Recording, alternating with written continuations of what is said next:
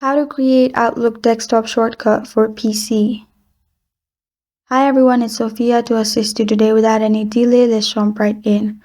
First, open Google Chrome and log into your account. Then search for Outlook email in your search bar.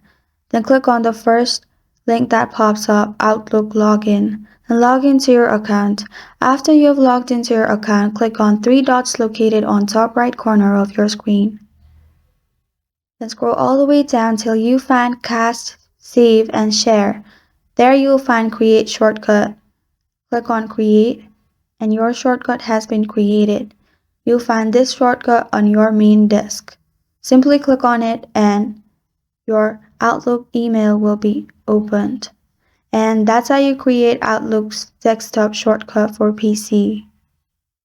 Thank you for joining me today. If this video helped you out, please leave a like and subscribe for more. Got a question or want to suggest a topic? Comment below. I'm Sophia signing off. Until next time.